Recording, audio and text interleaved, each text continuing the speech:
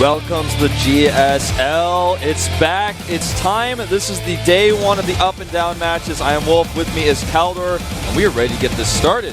Hell yeah, we are. Today is gonna be good, guys. The first of 5 days of up and down matches. We have a group with 5 players today: 3 Terrans, a Zerg, and a Protoss. Yep. And this is gonna be a pretty sick lineup of players that we've got coming today, man. You know, there's really some stories in this group. I feel like, you know, sometimes you have Terrans, Korean Terrans in the group, and when it's a group that's dominated by Terran, it almost feels like the Terrans are faceless. They're like this strong opponent that the other players are going against. Sometimes almost like personalityless. But actually in this group, I feel like we have, you know, 3 strong and very different styles. Yeah, we definitely do. We have Keen, we have Jockey, and we have Bomber, 3 great Terran players, but of course also a foreigner, a Protoss player. We have Mana here, and our Zerg player is Hyun. And you were talking about stories, and I think Hyun's story is probably the saddest story that there is. He talked to us earlier, and he just said that he can't believe he lost the game against Genius, his last game in Code A, where he lost to the Protoss player because he forgot his drop upgrade. Yeah. So he shook his head earlier and was like, I can't believe I actually lost that game and I should have won it, but I forgot my upgrade and now I'm here in the up and downs and it's going to be so hard. So a very tough group today. Yeah, this is going to be a tough group to predict. You know, we've got a foreign player in here, and what is he going to do? This is going to be, of course, an issue of nerves. Everyone comes with issues of nerves when you come to the GSL for the first time because you've never been in that booth before. You've been in other booths, you've been on other stages, but this one is quite different. I mean, it's in another country, it's far from home. You know, the audience, the atmosphere has completely changed. For him, it's also a little bit of a problem because he's playing on the first day of the up and down matches, and he's playing in the first match. So when he had to play, he was not really too happy about it. He was like, yeah, it's okay, I can still make that, that's fine. But he confessed that it was something that really bothered him a little bit at first because it was just, he has nerve issues sometimes in a new environment, as you already pointed out. Even the Koreans really struggle when they play in the booth, so he has to adjust to this. Pretty young player. But here we have a quick look at the GSL Season 4 Code S players. Yep, you can see all of the players there together, and this is, you know, a fairly relatively, I would say, evenly distributed race pool. Zerg obviously taking the short end of the stick there. Yeah. But the Zerg players we do have are top-notch. Yeah, we have a lot of Terran players, 8 in total, and which is a little bit of different when we compare it to what we've seen at the WCS last weekend. Of the 10 players that were qualified, there were only 7 Protoss and 3 Zergs, not a single Terran. And Zerg with the highest rate of Code S percentages, you can see, is 40.9, or basically the highest rate of advancement. Exactly, the advance rate here that we're currently seeing. So a lot is happening when it comes down to the race distributions, and we've seen it just in the past few weeks that Protoss in Korea is actually really dominant right now. We'll find out if that's actually a trend that we will see in the next Code S season. Of course, in the last season we had a PvP match in the finals. And here are today's players. We talked about them, you know, kind of just split up a little bit. Let's list them all here. Keen, Mana, Hyun, Bomber, and Joshi. 3 Terrans. Mana being the seed here. You can see that Keen fell from Code S to the up and downs. Everyone else at the end of the list came up from Code A. Exactly. Mana deserving his seed mostly by winning DreamHack. That was, of course, the one tournament where he really shone where he had... I don't want to call it a breakthrough because he was one of the major forces in Europe already before that, but that's one of the tournaments that definitely made sure that he got a seat here in the GSL up and down matches. Yeah, and that's a great thing for him to have here, of course, coming into the seed. Didn't get all the way into Code S. He wants to have that, be in the most prestigious tournament in the world. And here we have them, and you can see his name. It's actually really funny because I was asked by the Koreans to actually tell them how to pronounce his nickname, and you can't even write that in Korean. It doesn't work. So I'm always kind of failing a little bit when I try to pronounce it, but his nickname is pronounced like Jegosh Komiche. So that's not even, you can't even put that into letters in Korean. Yeah, so the Koreans right now, when they rehearsed earlier, they just called him Mana. They completely skipped the real name. Well, that's sometimes how you have to do things. Now, Keen is his opponent. He's kind of been a little bit in the shadows recently, falling out of Code S. We'll see if he can get right back in here. The first map is going to be Ohana. It's loading up right here, right now. This is the GSL up and down matches with Kaldor and Wolf, ladies and gentlemen. Let's head into game number 1, Keen against Mana.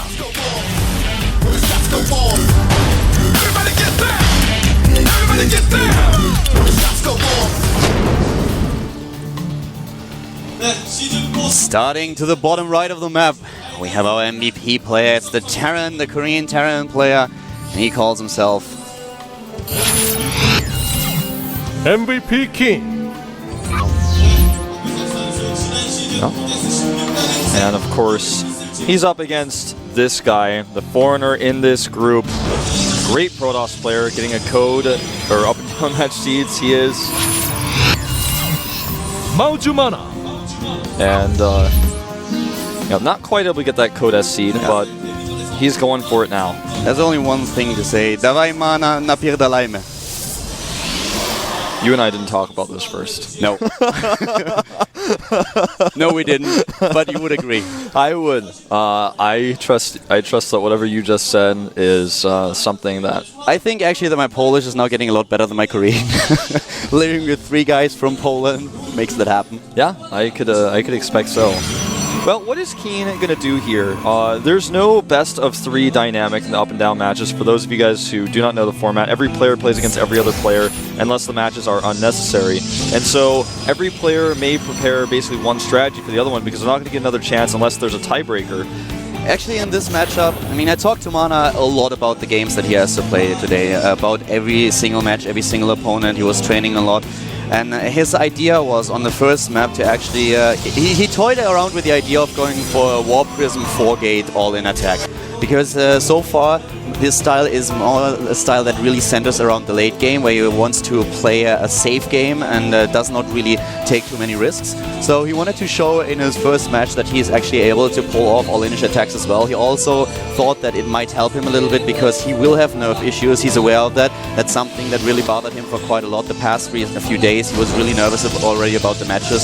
So he wanted to start things with a bang. He might not follow it through though. We talked about it today and he's like, yeah, I still want to do it. I want to go for the strategy. But depending on what happens, depending on the right scout, I might just fall back into my normal rhythm and go for a 2-base, 3-base play with Colossi. That's a really interesting insight, actually, because I like that idea, because it basically fits everything you talked about, you know. Doing a build like that, if you have nerve issues, if you lose, it's not like, oh, you failed in a longer game, which is what he probably plans for later. It's something that scares your opponents, and everyone is watching, and everyone's going to have to face him. So it's like, whoa, this guy can actually do stuff like that. He's a player who's hard to prepare for in the first place. But so far, double gases with him, and a second gateway goes down. And so far, no indication that he's actually going to follow through with this 4-gate. Yeah, that's basically what I just said. The one thing that he expects from Keen is to be aggressive, and we actually have this kind of a little bit of a bet going on. I have the official permission to slap him if Keen is able to sneak Marines past him and run into his mineral line, because that's something that Keen has done in the past, that he's really known for, and Mana knows it. And it's the one thing that he will try to avoid, that suddenly Marines appear in his mineral line. So we'll find out what exactly is Mana going to do, if he's really following through the strategy that we mentioned earlier, or if he's just falling back on a standard style because he feels like that's more what's... Oh, this is huge, Keldor. He's actually... Keen's hitting this SCV, and it's now going to come in here and see everything. He will see the double gas as well as the 2 gateways. And this build, actually, that Mana is doing right now is pretty strange. He's delayed his Nexus quite significantly, and he's now shown the sentries, which is going to confuse Keen a little bit. He's going to know that a Nexus will likely be planted soon, especially after seeing that pylon. But the build that Mana is using is not a very normal expansion build. He may follow this up with some very quick tech, I would expect, with all the gas he's starting to build. Yeah, at this point you can already see that he's not going for the build that we mentioned earlier, and this is definitely something because he is not really too comfortable with it. He was thinking about the strategies for a long time, also in the matchups that we will watch later on. I will come back to that as soon as the games are actually starting. But right now we have Keen with the first Marauders being built, and he's going for the Stim Pack, whereas Mana is once again trying to play the safer game here with his Nexus. That's the play that he's more comfortable with, which is exactly why he chooses it. He actually talked to Naniwa a lot. They talked a lot about these games today. And, you know, the build that Mana is doing is really unique in that he's made 4 sentries very quickly here. Wants to build that energy up very early against possible pressure. And Keen is actually the one who's being defensive, though. He's actually started a second bunker already. Mana, great with the scouting. He also was able to deny Keen scouting of the Nexus. So Keen has to make that second bunker because he's not absolutely certain what Mana is going to do here. Exactly. The second scout was not able to get into the main base of Mana, so at this point Keen knows about the 2 gates, but he does not know exactly what's coming his way. He wants to play very, very safe here, which is exactly what he does. And it's a little bit, to me, it's a bit weird to see this, because Keen is the one who defends here, whereas Mana is being the aggressor. Usually it's exactly the opposite. Right, yeah. And this kind of does show that playing against someone who's not from Korea and that you do not, ever train with or have a lot of games to study in Korea is scary, and you have to play defensively against that. One thing that also is very important here is, of course, to acknowledge that we only have one Protoss player in this group. So for Keen, this is a matchup that he might really not have prepared that much compared to his Terran play, for example. Yeah. By the way, I want to point out, Mana is checking for Marine run-bys right now with his Stalkers. He's also checking for anything that might be coming his way. He's putting on all sorts of pressure and getting a ton of scouting information. Back at home, he's getting double forges. Now, a scan by Keen, I believe, revealed those forges. Just barely out of scan range, so he did not see that. Yeah, he missed the 2 forges. He doesn't know about the double upgrades that Mana is currently getting, and he will fall behind in upgrades, of course. Mana had a bit of a problem at first coming to Korea to adjusting to the drop play and timings of Terran players. He's getting a lot better. And historically, this is actually his best matchup. He's known for his great storms and for really great macro in the late game. But recently, just in Korea, the statistics actually tell a bit of a different tale. Mana is struggling against Korean Terran so far, especially since he arrived in Korea and is now lettering it up quite heavily. So that's a matchup where he was very, very confident in the recent past. But right now, he does not really know if that's really what he can just bank his hopes on. Yeah, and in a group dominated by Terrans, that's quite a stressful thing. Keen spots the Observer, and he will scan and take it out. A lot of scans being used by Keen here. He scanned multiple times on the map and was not able to really find anything when he scanned the main, so he's lost a few resources for that. Now, Mana needs to pull his Stalkers back, though, or he will lose them.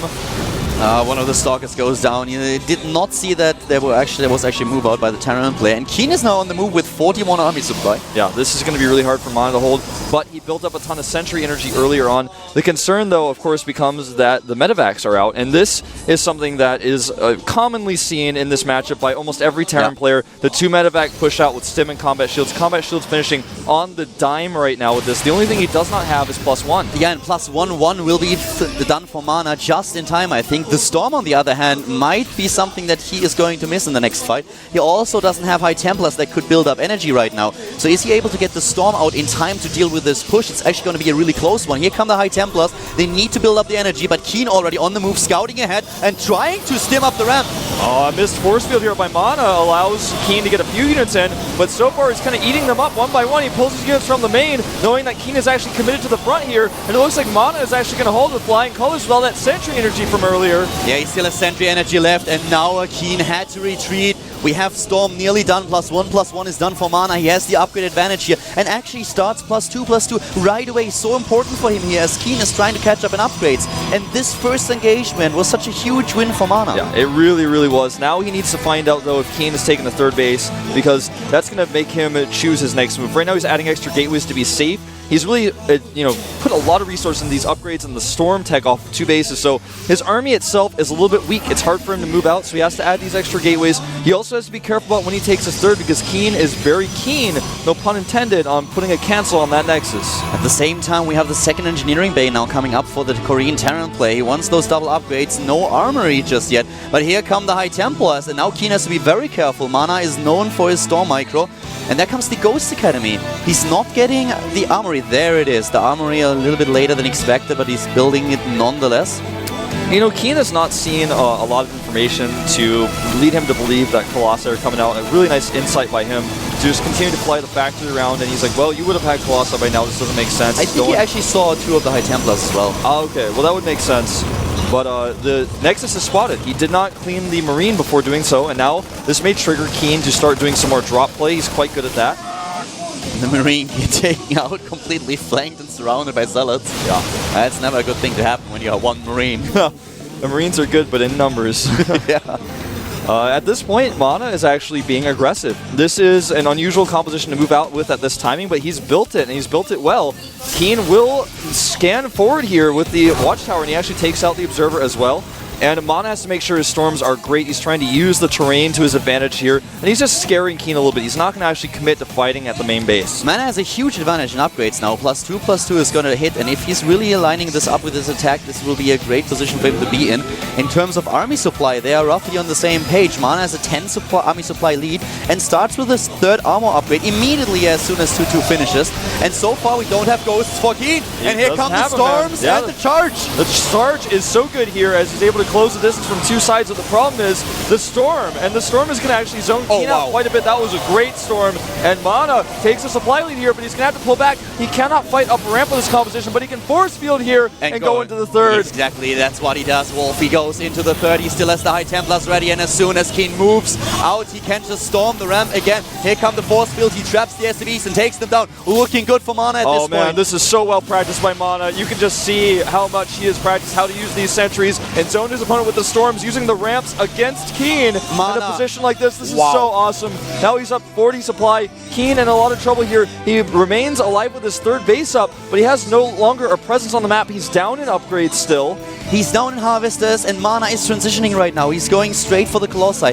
Mana was so worried about this match. This was really what concerned him a lot, because it depends how you start into this group. Do you start with a loss or do you start with a win? This is the most important map until the end when it comes down to comparison. You can carry this momentum into the group, which is so important. Now we have the Ghosts out. There are two of them. That's all that Keen has at this point to dodge the storms. And there's just so many Templar with energy available. The Zealot count right now is at 32. That alone is not going to allow Keen to move down this ramp. He lifts his orbital. He's got his tail tucked between his legs right now because he doesn't know how to approach this. He's even scared to go for a drop play because he knows Mana has such great vision on the map. And the problem for Keen also is once again that he is in such a peculiar position with his upgrades. Mana is going for +3/+3, we mentioned it earlier, and he will have a huge advantage in upgrades, as Keen is only getting the +2 attack upgrade. He doesn't even get the armor upgrade. He's no armor at all. I think he even started and canceled it because he knew he didn't have the resources. Great vision here by Mana. Not only denies the command center, but he may spot these medevacs that Keen is trying to sneak around to the left side with.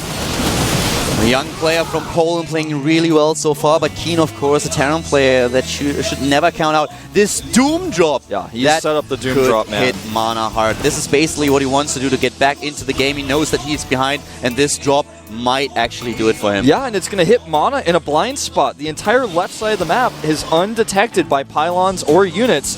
Now, Keen's army is significantly reduced by this, though, and if Mana sees that for just 1 second, he'll know what's up.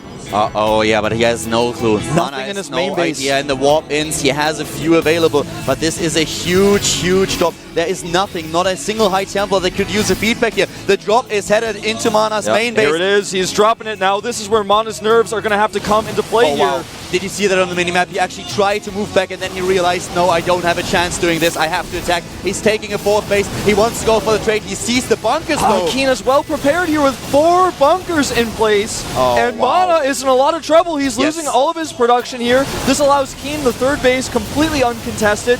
And Mana not splitting his forces, sends everything home. He sets up a Stalker force to catch the drop ships on retreat, so there's no way for Keen to actually fly out. He will have the advantage, though, at the top of the ramp. And with a Zealot heavy army like this, I mean, actually, you know, the damage has already been done. All of Keen's hope relied on this one attack, and he pulled it off. Now his army's in trouble, though. He has to try to get out of here. Where are the High Templars? Where are the feedbacks? Is he able to kill the army at least? The Stalkers are set up here. Oh, nice. That's a really smart move by Mana. He needs to take them down, and he gets it. Sick trap here. Every single medevac will be taken out. This is Keen's backbone right now, and I guess for the rest of the game he's going to be in a wheelchair because Mana just snapped that. Really well done by the Protoss player, but he lost his main base. Now he has to be very careful. The Harvester count is slightly in favor of Keen at this point, 52 to 49. We have the first few medivacs now, the Vikings being built, and of course Keen is trying to catch up in upgrades. Mana, did he complete +3/+3? No. Actually, yes. Yes, he did. He completed both upgrades, so he has a huge advantage now. He has so much money, timing, you know, because he lost all his production. So it's not about macro here, it's just about a lack of gateways, and he's making 7 more of them right now. But he's got so much more bank than Keen, so all he really needs to do now is to make sure that Keen doesn't take a 4th base and that he zones his army out here. But the decision by Keen to go for this drop was brilliant. It was taking a huge risk, but it was the only thing that really could bring him back into the game, and that's what he used. Mana is attacking right now. He needs the storms, though. The first storm is good, the second one is still okay, and the Terran player is a bit in trouble, but he has so much firepower. Yeah, so much firepower here indeed. Feedbacks go down, the medevacs, the Colossus, with so much extra damage here. The Vikings are here, but they're a bit too late. Mana's blink was not done before this fight because the Twilight Council was unpowered, but it looks like he may not need it. Keen with the supply lead here, but Mana with 3,000 minerals in the bank. His gateways are finishing just now, and he will start production again. Wow, very well traded here by Mana. He is actually the one who is way ahead in resources. Keen lost 15,000 against 12,500. Good position here for Mana with all the bank that he has. But Triple robotics is important, and that's exactly what he needs. Yeah, he needs those robos back up because he needs that Colossus count. He knows that the way the fight is going here, he needs that extra production of Colossi. He still has 1,700 minerals with the Templar Archives, 3 more gateways coming up as well, but he has the very important 4th base, something that Keen has not been able to acquire for this entire game. A really great opening match that we have here in our first up and down group. Mana is now on the move. He still has this huge bank, but by now the lead actually in the army supply is still in favor of Keen. His production is good. He has the income with the 3 bases. Mana now on 3 mining as well. Keen actually has no minerals left in the main, so he's on 2 mining bases as we speak, and this natural is about to be mined out as well. Yeah, and he has not produced a command center. He has known that if he makes that for a second, Mana may kill him, so he's been producing units 100% this entire time.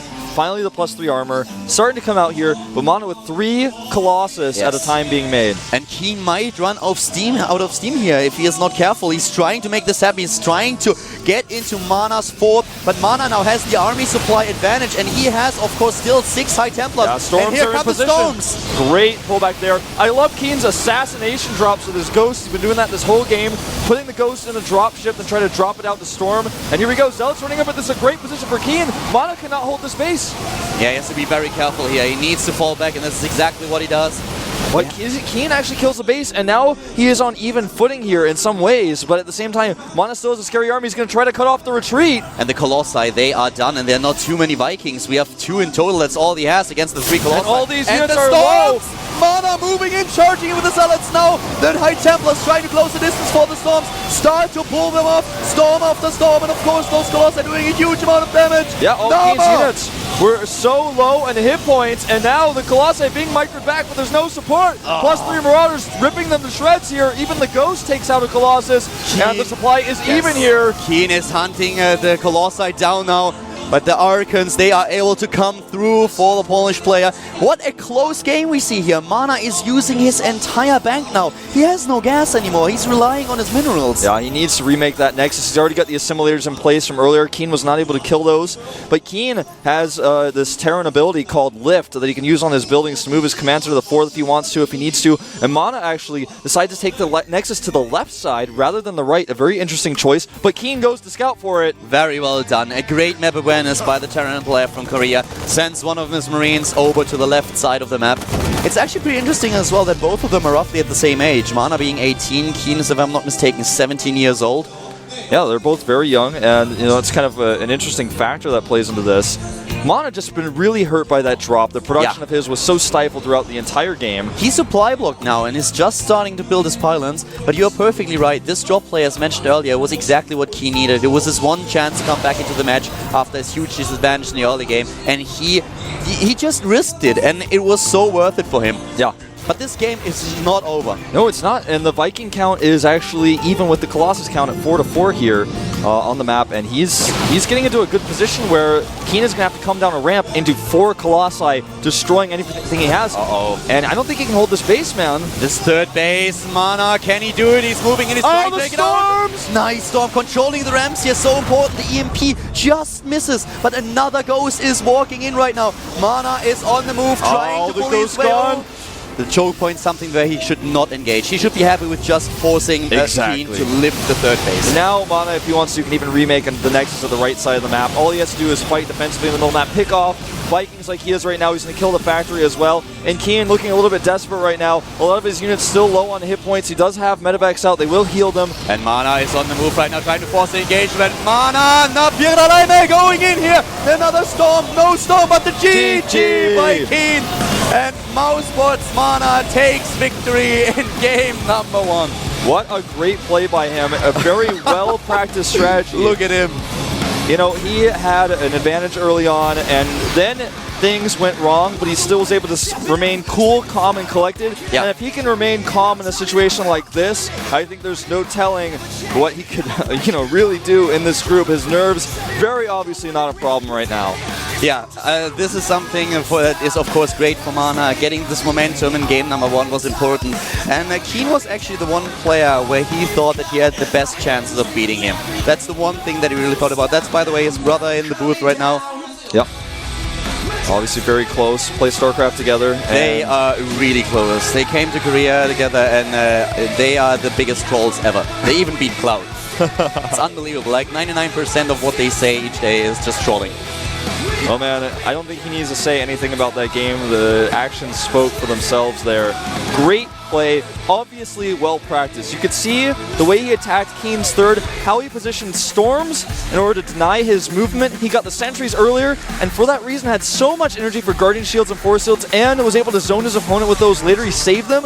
Just excellent, well-practiced play here on map number 1. That's the thing about Mana. I mentioned it earlier when we started into the game, that he is a very good Storm player. This is actually something... He was one of the first Europeans that were able to take down Koreans that were traveling to Europe. He beat Nada, and after that he also was able to take down Braddock in, I think it was DreamHack back then, or Assembly, in 2 great matches where his Storms were just so spot on. His Storm play is excellent, and as you already pointed out, he's just able to get his High Templars into position to use the map to his advantage. But now we are jumping into the second map right away. We've got Hyun and Bomberman, 2 Korean fan favorites here. A lot of people really watching Hyun progress from Brood War to StarCraft 2. He's been in it for a lot longer than some of the other players, but Bomber's been around forever. He's a Brood War player as well, but this guy has, you know, he's known for his mules, he's known for his aggression, but he can play the late game as well. You never really know what to expect when you're up against Bomber. Hyun, on the other hand, he said earlier when he talked to us that he currently thinks Terran is something that he struggles a little bit with, that this is really a matchup where he thinks he has the hardest time, the toughest time. On the other hand, he feels really confident against Protoss. That is something that might affect this group as well. And right now, we have the game already loading up. It is Atlantis, a spaceship, yet the up and downs. Hyun against Bomber, our second game of the day.